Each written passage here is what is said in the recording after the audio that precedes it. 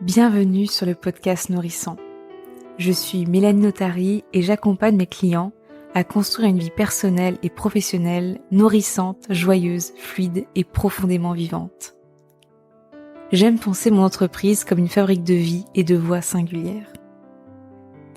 Le podcast Nourrissant, c'est un rendez-vous tous les vendredis à partir de 5h pour nourrir votre quotidien de réflexion, de partage d'expériences et de rencontres inspirantes pour stimuler la vie qu'il y a en chacun de nous. Bonjour à toutes et à tous, je suis ravie de vous retrouver aujourd'hui pour un nouvel épisode solo, une sorte de, life update, où je vais vous raconter un peu les dernières nouvelles me concernant, et puis concernant aussi mon entreprise, enfin bref, tout ça. Parce qu'il y a beaucoup de choses qui se sont passées, ça fait longtemps que j'ai pas vraiment donné de mes nouvelles, sachant il s'est passé beaucoup de choses cet été. Heu, Si vous lisez ma newsletter, vous savez à quel point c'était complexe au niveau du logement, puisque donc on était en logement saisonnier. Donc ça veut dire qu'en juillet, août, il fallait qu'on parte puisqu'ils préfèrent mettre à louer l'été pour gagner encore plus d'argent que d'avoir des personnes à l'année. Enfin bref, on habite aussi sur le littoral, on habite dans les Côtes d'Armor, du côté d'Erquy. Notre ancien logement était à Sables-d'Or-les-Pins. Et du coup, voilà, donc on partait et on savait pas vraiment où est-ce qu'on allait atterrir. Alors, Julien, lui, son entreprise, elle est basée à Erquy, qui est du coup une ville côtière. Moi, mon but, c'était aussi de, quitte à habiter là, autant habiter dans un endroit sympa, parce que c'est pas pour habiter dans un endroit où, oui, forcément, on peut trouver à l'année, mais où c'est pas chouette, quoi, en fait, tout simplement. Donc, bref, on avait toujours le plan de retourner en plan B, la possibilité de retourner dans notre ancien logement, mais qui nous convenait pas, puisque c'est un logement qui n'est pas du tout lumineux. C'est-à-dire qu'il fallait mettre la lumière le jour et la nuit pour être bien, en fait, tout simplement. C'est un logement qui n'avait pas d'isolation thermique, c'est-à-dire qu'on avait payé des factures astronomiques l'hiver, c'était même pas pour être bien chez nous à l'intérieur. Donc ce qui est un peu dommage, et pas d'isolation phonique. Donc vu que c'était une résidence, on entendait les gens parler, on entendait les gens dans la cour alors que nous on essayait de dormir. Là les portes, on les entendait se fermer. Enfin bref, tout ça pour dire que c'était pas, au niveau qualité de vie, c'était pas terrible. Après évidemment, c'était un très beau logement, il était bien pensé, on avait énormément de rangement. La prestation était sympa, mais voilà, sur la photo, c'est du très chouette Airbnb, je dirais. Après, pour y vivre vraiment, c'est pas ce qu'il y a de mieux. La localisation était très chouette aussi, c'était à Sables-d'Or-les-Pins, on était à quelques minutes à pied de la plage, de la lagune, enfin bon, voilà. Voilà, c'était un endroit sympa pour atterrir, pratique, mais pour vraiment s'y projeter, non. Donc il y avait quand même ce plan B encore, mais on avait aussi un plan pour un autre appartement à Erquy, très bien localisé, mais qu'on a pu visiter en fait que fin juillet, donc ça a été long à attendre. Quand on a visité, on a eu un coup de cœur, mais quand on a su financièrement ce que ça demanderait, on a eu un peu peur, et du coup, après la visite, malgré qu'on avait dit plutôt oui, on a réfléchi avec Julien, on a pesé le pour et le contre, et on s'est dit que ce serait peut-être sûrement trop financièrement. Donc on a envoyé un message en disant non, et les proprios nous ont fait une autre proposition, qui a permis de relancer la discussion avec Julien. Et au final, c'est un logement incroyable, très bien localisé, vraiment lumineux pour le coup, très très bien isolé, dans la nature et dans la ville. Donc bon, au final, on a dit oui, et c'est aujourd'hui notre appartement, et en plus c'est à l'année, ce qui est extraordinaire. C'est marrant parce que quand on parle même à des locaux, quand on dit qu'on a trouvé du coup un logement à l'année à Erquy, ils ont tous des grands yeux en mode: Mais comment vous avez fait, quoi?» C'est genre presque un miracle sur terre. C'est pour dire à quel point c'est compliqué là où on habite, d'en trouver un, et en plus un bien. Donc voilà, donc ça c'est une très bonne nouvelle. Et puis donc on a déménagé fin août, et le lendemain on partait pour 12 jours en Scandinavie pour le travail de Julien.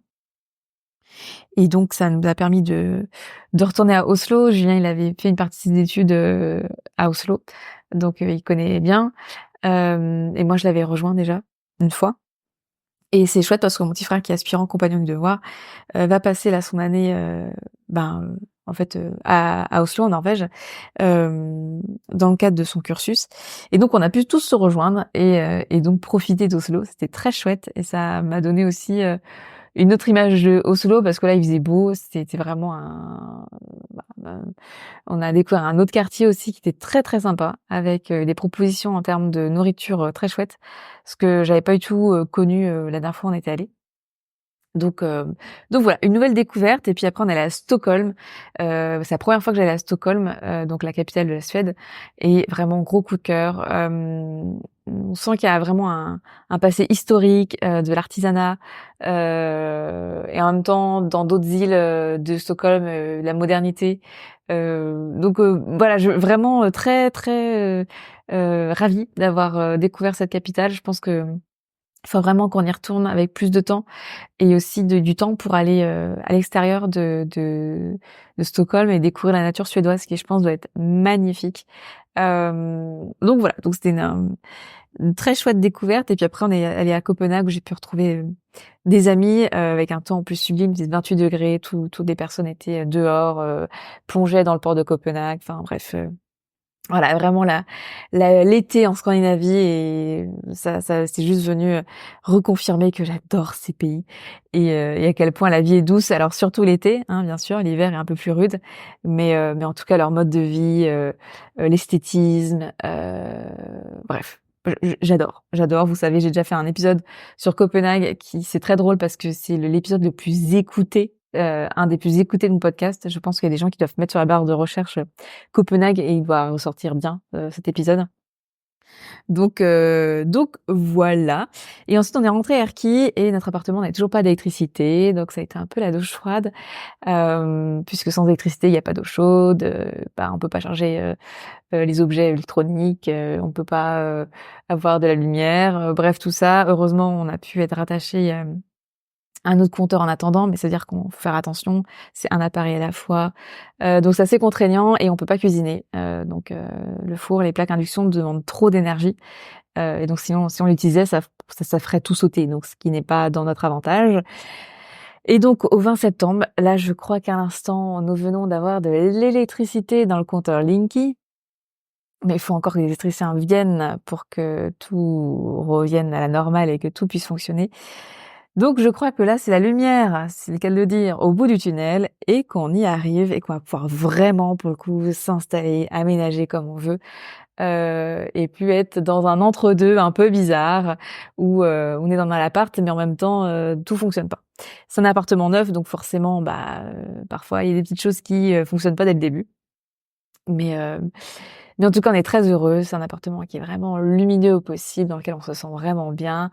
On est entouré en plus de voisins adorables avec qui on a des belles discussions, et rien que ça me conforte dans l'idée qu'on a fait le bon choix, parce que voilà, c'est un environnement très très soutenant. En nouveauté aussi, il y a le soin énergétique. J'avais fait un épisode courant soit fin juillet, début août à ce sujet, où je me suis formée auprès de quelqu'un que j'aime beaucoup, Laurent Boulanger. D'ailleurs, l'épisode juste avant celui-ci, c'est un épisode avec Laurent Boulanger que je vous invite à écouter si vous êtes intéressé par l'énergétique, si l'énergétique fait partie clairement de votre vie, ou si vous êtes juste curieux et que vous comprenez peut-être pas comment ça fonctionne, ou voilà, il y a une curiosité. Écoutez-le parce que c'est un épisode qui est riche. Je pense que il peut y avoir plein de points de vue au sein d'énergétique, et c'est toujours riche d'en écouter plusieurs. Et au final, je trouve que tout se regroupe. Mais voilà, c'est Laurent Boulanger, c'est quelqu'un que je trouve d'une grande intégrité, qui est intéressant, qui a beaucoup d'expérience à ce sujet. Et donc je suis vraiment ravie de m'être formée auprès de lui. Et je suis aussi heureuse de pouvoir, accompagner autant de personnes en soins énergétiques, et que ça vous parle en fait. Et je trouve extraordinaire que, au-delà du fait qu'il y a un protocole, c'est-à-dire que toutes les personnes à qui je transmets un soin ont la même profondeur de nettoyage en termes de pollution, d'autopollution, etc., libération émotionnelle. Et puis après, il y a aussi toute la partie au niveau du corps. Mais c'est-à-dire que tout le monde a la même base. Par contre, après, ça va être du sur-mesure en fonction de l'intention de départ de la personne, en fonction des besoins de la personne, en fonction de moi, ce que je ressens. Et c'est là où il y a une richesse. Je pense que si je devais répéter 15 fois la même chose et qu'il n'y ait pas de différence, je m'embêterais énormément. Mais parce qu'il y a une unicité à chaque fois et que même il y a des personnes à qui j'ai déjà réalisé et transmis plusieurs soins, il y a toujours un caractère unique, il y a toujours d'autres choses à transmettre, il y a parfois des messages à transmettre. Et voilà, et les ressentis tant pour moi que pour la personne sont différents. Et c'est là où il y a quelque chose qui se passe. Et c'est surtout lors du compte rendu où moi voilà, partager ce que j'ai ressenti, ce qui est important pour moi de transmettre par rapport aux soins que j'ai vécus. Et quand il y a des personnes qui disent ah ben ouais mais c'est dingue, j'ai mal là depuis X temps. Ah oui tiens j'avais un problème à cet endroit-là. Ah oui j'ai vécu un choc là émotionnel. Ou alors oh, c'est compliqué au niveau du travail en ce moment. Bref tout ce que j'ai pu trouver, ressentir, libérer, nettoyer au sein du soin. Ah, souvent, ça fait tellement sens avec la personne et à ses ressentis et même pendant le soin. Des personnes qui vont dire: «Oh là là, pendant le soin, j'ai ressenti, il y avait beaucoup de choses au niveau des yeux et c'est potentiellement, j'ai beaucoup travaillé justement, sur les yeux ou parfois le ventre qui arrête pas de gargouiller. Bah oui, j'ai beaucoup travaillé sur la sphère digestive». Enfin voilà, c'est toujours, hallucinant parce que moi, 95% des soins que je réalise et que je transmets sont à distance et c'est là où, ça confirme justement que c'est à beau être à distance, l'énergie dépasse le temps et l'espace, c'est au-delà de ça et que c'est vraiment vécu tant pour moi que pour la personne, donc c'est là où je trouve extraordinaire. Donc voilà, c'est vraiment un nouvel outil, une nouvelle facette que j'explore et déjà je suis extrêmement reconnaissante d'avoir votre confiance et la confiance de nombreuses personnes. Et des très beaux retours, parce que c'est ça aussi qui vient, moi, me nourrir et m'enrichir, c'est savoir que ce que ma contribution au monde est existante et permet justement à de nombreux bienfaits. Encore une fois, je suis là juste pour transmettre. Si vous avez écouté l'épisode avec Laurent, voilà, les soins que j'ai appris, c'est en guidance. Donc, si vous êtes curieux de certaines terminologies, voilà, écoutez l'épisode avec Laurent, vous comprendrez tout. Mais voilà, et c'est là où je vois aussi comment ça fait tellement sens que j'ai choisi d'étudier la nutrition holistique auprès d'une école allemande en 2023, mais parce qu'aujourd'hui, en fait, je ressens le besoin des organes, je ressens le besoin cellulaire, les besoins cellulaires, et je peux aussi accompagner et guider les personnes à ce sujet pour, augmenter leur santé, être encore mieux, soutenir leur énergie, soutenir leurs besoins aussi. Et à la base, certes c'est l'énergie, mais c'est aussi surtout ce qui est important, c'est le corps, puisque c'est un peu le vaisseau qui nous permet de vivre en fait, d'être sur Terre. Et d'en prendre soin, c'est une priorité. Donc voilà, je suis vraiment ravie de cette nouvelle exploration, qu'elle soit énergétique, de cette nouvelle prestation, parce que ça vient faire beaucoup de bien tant pour moi que pour de nombreuses personnes. Ces derniers mois, c'était important aussi pour moi, là, je sentais le besoin de venir me renforcer au niveau musculaire, et j'ai trouvé justement à Erquy un endroit pour le faire. Où alors le nom c'est fitness, mais au sein de la fitness, donc c'est au sein du cours, chaque cours est unique. Il y a du renforcement musculaire, du gainage, de la motricité, du cardio. Enfin, c'est hyper complet. Et là, j'y étais encore hier. C'est une fois par semaine. Je peux vous dire que mon ventre, enfin les abdos s'en souviennent, les cuisses et le fessier aussi. Mais ça me fait beaucoup de bien. On est un bon groupe, on est 25 personnes. Et je suis heureuse d'avoir enfin mis en place et pris vraiment à cœur ce besoin. Et de m'être un peu poussé les fesses pour aller au premier cours. Et voilà, je me suis inscrite. Donc maintenant, ça va être un cours par semaine. Et je suis ravie parce que je vois à quel point mon corps en avait besoin. Et la satisfaction d'après séance, voilà, c'est juste tellement enrichissant. J'ai fait beaucoup de sport, moi, enfant. De nombreuses années de danse classique, d'équitation, de cirque, où il y a beaucoup de trapèze. Et puis aussi des nombreuses années de natation.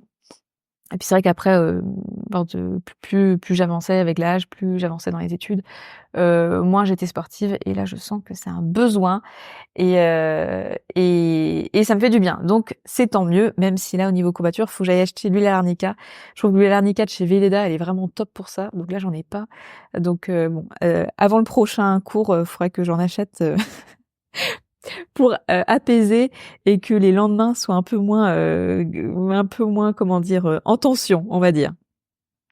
Ensuite, je me suis rendu compte à quel point le lieu de vie a une importance dans mon énergie et à comment ça me soutient. C'est drôle parce que j'avais pas capté, mais en 2022, quand j'ai créé toute cette nouvelle activité pour venir en conseil, en prestation de services, pour accompagner les entrepreneurs dans le développement de leur entreprise. Et c'est là aussi où j'ai créé mon podcast. En 8 mois, en fait, à Erki, j'avais fait énormément de choses. Et puis, c'est là où j'ai découvert que l'entrepreneuriat financièrement pouvait être vraiment soutenant. Donc, ça a été un renouveau dans mon entrepreneuriat. Et puis après, il y a eu le Costa Rica et tout, ça s'est très bien passé. Puis le Mexique, où là, après, à partir de 2023, c'est parti un peu en cacahuète. Et bref, en plus, il y a eu Sable d'Or les Pins, où j'avais pas vraiment l'énergie, l'impulsion, mais je pense pour de nombreuses raisons. Mais je pense que le lieu me soutenait pas. Et là, depuis qu'on est arrivé, alors même si voilà, il y a des petites complications au niveau électricité ou voilà, bref, tout ça, je retrouve énergie à étudier, à apprendre avec une grande fluidité, d'énergie pour préparer 2024, préparer 2025, pardon, autant pour moi, et vraiment réfléchir, enfin avoir un autre niveau de concentration, d'élan aussi, enfin de feu intérieur. Alors je viens d'apprendre que Erki est basé dans un cratère, dans un ancien cratère de volcan. Donc je me dis ça date d'il y a 610 millions d'années si j'ai bien compris. Mais je pense que voilà, au niveau tellurique, ça change, ça doit bouillonner. En tout cas moi j'ai l'impression que c'est une énergie qui me porte. Donc j'en profite, je surfe dessus. Et justement en parlant de ça, j'avais un peu mis de côté là accompagner l'entrepreneuriat, accompagner les entrepreneurs. Je pense parce qu'aussi j'ai besoin de prendre du recul par rapport à ça et me positionner aussi là où est-ce que j'avais envie d'être là, dans ces thématiques, parce que ces dernières années, il y a eu une explosion de coaching, de plein de choses sur ces sujets, même au niveau LinkedIn, ça explose au niveau de l'entrepreneuriat, au niveau du freelance aussi. Et bref, je pense que j'avais vraiment besoin de prendre du recul. Mais il y a plusieurs situations là ces dernières semaines qui m'ont fait me rendre compte à quel point les conseils que je donne quand même, quand ils sont appliqués, quand il y a une mise en pratique, ça donne des chouettes choses et voilà, ça s'est répété. Et du coup, je me dis quand même, j'ai envie d'y retourner, j'ai envie de raccompagner à nouveau les entrepreneurs pour un entrepreneuriat heureux et prospère, pour un entrepreneuriat au service de la vie des entrepreneurs. Donc c'est marrant parce que le message reste le même, mais avec aussi notre posture et puis avec le cheminement que j'ai, aussi moi en tant qu'entrepreneur et puis avec des nouveaux outils comme la nutrition holistique. La nutrition, c'est quand même la base de l'énergie, c'est comme ça qu'on donne de l'énergie à notre corps et puis aussi en hygiène de vie, et puis voilà avec le soin énergétique parce que l'entrepreneur rencontre aussi des difficultés, que ce soit des blocages, que ce soit des douleurs physiques, que ce soit au niveau de l'énergie, de la fatigue. Bref, plein de problématiques qui peuvent être solutionnées grâce aux soins énergétiques. Donc je pense que tout ça mis bout à bout peut vraiment faire un accompagnement puissant, profond et profondément soutenant aussi. Donc voilà, donc là je suis en train de le préparer. Si c'est déjà quelque chose qui vibre, qui vous donne envie, je mettrai mon mail dans la barre de description, enfin dans la description du podcast, de l'épisode plutôt. Et puis comme ça vous pourrez me contacter et on pourra échanger à ce sujet si vous le souhaitez.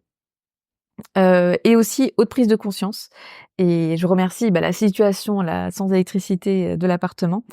C'est le fait que on peut pas utiliser le four ni les plaques à induction puisqu'elles demandent énormément d'électricité et que ça ferait tout sauter si on utilisait puisqu'on est juste raccordé avec un moyen temporaire. Et donc ça nous a amené à venir emprunter un micro-ondes. Moi, mon enfance, j'ai jamais connu de micro-ondes. Je ne cuisine pas, je réchauffe pas au micro-ondes. J'ai jamais eu chez moi de micro-ondes. Et du coup, là, un peu contraint, on a acheté aussi un peu de plats préparés, des plats surgelés pour au moins pouvoir manger chaud le midi. Et c'est juste, ça me fait me rendre compte à quel point, certes, il y a des avantages, c'est sûr que ça prend pas de temps, c'est peu cher, et puis il y a peu de vaisselle aussi, faut le dire. Mais je vois à quel point c'est pas du tout soutenant pour moi, à quel point j'ai besoin de manger des produits bruts, à quel point j'ai besoin d'avoir une maîtrise sur ce que je mange, sur ce que je prépare et que j'aime vraiment cuisiner. Et du coup, voilà, c'est toujours une expérience intéressante, parce que je l'aurais pas vécu autrement. Mais voilà, tout ça a amené à ce que j'expérimente le micro-ondes en fait, et ça m'a juste conforté que ce n'est pas un moyen de fonctionnement qui est bon pour moi. Et voilà, tout est expérience. Donc je remercie la vie aussi de nous offrir moult expériences à travers ce nouvel aménagement. Voilà pour moi, je pense que j'ai fait le tour. J'espère que ça vous a plu. Et puis je vous dis de toute façon à très bientôt et je vous embrasse.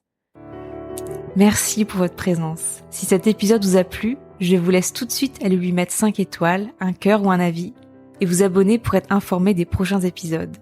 C'est comme cela qu'il grandit et que mon travail est mis en lumière. À très vite!